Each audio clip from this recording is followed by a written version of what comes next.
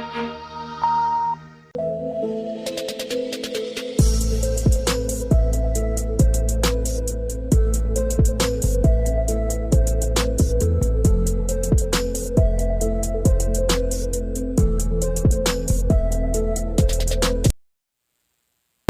के नाम से मशहूर मेजर ध्यानचंद की हॉकी स्टिक आज मेरठ में है और इस स्टिक को जो बारे में जो जानकारी देंगे वो उनके जो दोस्त हैं गुरु हॉकी खिलाड़ी वो इस समय हमारे साथ आई। उनसे जानने की कोशिश करते हैं कि आखिर हॉकी का क्या इतिहास है और कितने मैच और कौन कौन से टूर्नामेंट उन्होंने इस हॉकी से खेले थे। जी सर, क्या नाम है आपका?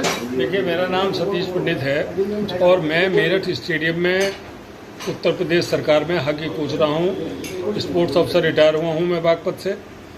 10 साल मेरी पोस्टिंग मेरठ में रही।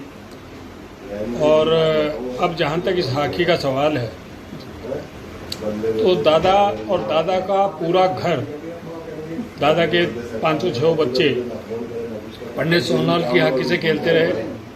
और दादा अक्सर ऐसा करते थे, जब मेरठ में रहते थे तो पंडित जी के यहाँ से हॉकी उठाई और खेली और फिर ला के रख दी। ले भाई, बिल्कुल साफ हॉकी, मिट्टी नहीं लगती थी। दादा इतनी सफाई से हॉकी खेलते थे।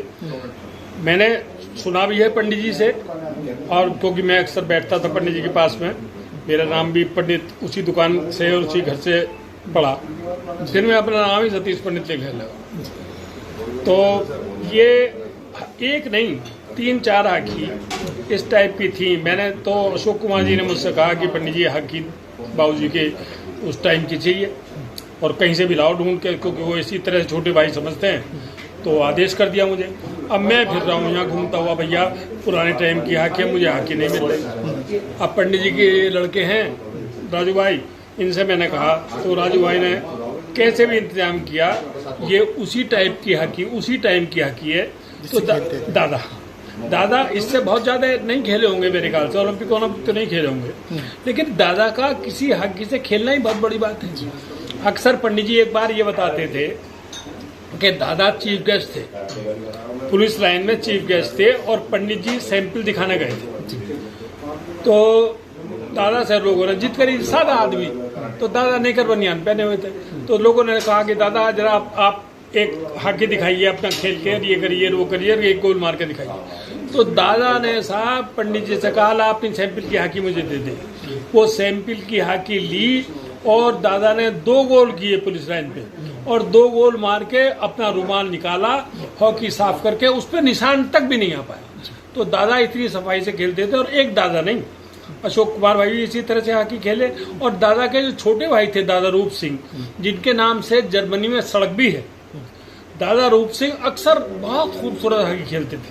लेकिन दादा तो भाई दादा, नाम दादा का। पंडित जी एक बात बताइए कि जिस तरह से दादा को, ध्यानचंद जी को भारत रत्न पुरस्कार नहीं मिला, क्या कितनी बड़ी मानसिक शक्ति है?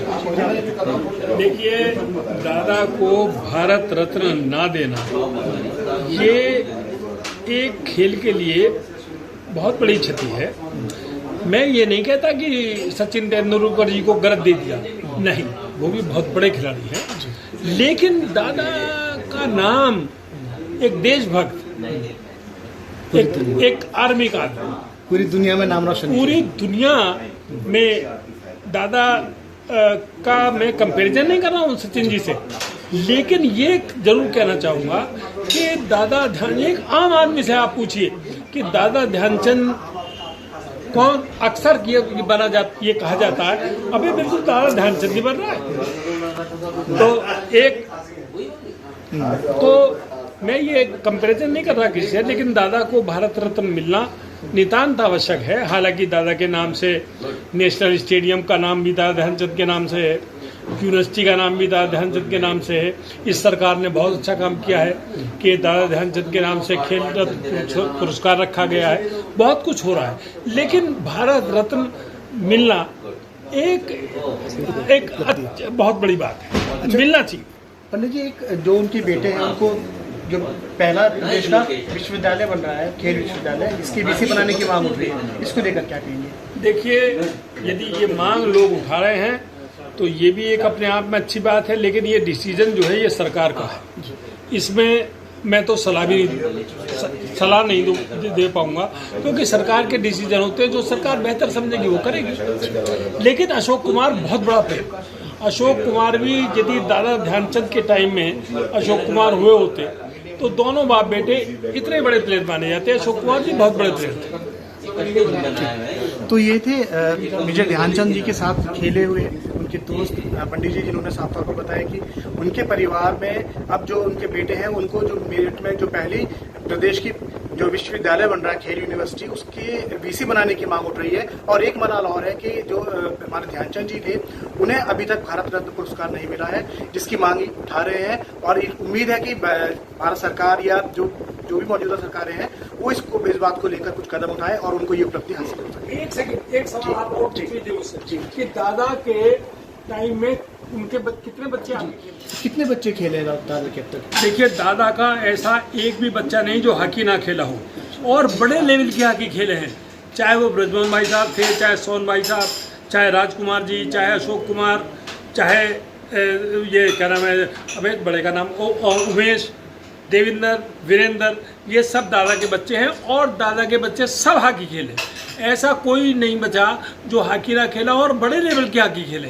ये बदकिस्मती रही कि हर आदमी को इंटरनेशनल लेवल या ओलंपिक चांस नहीं मिला, लेकिन सब बहुत बड़ी हॉकी खेले।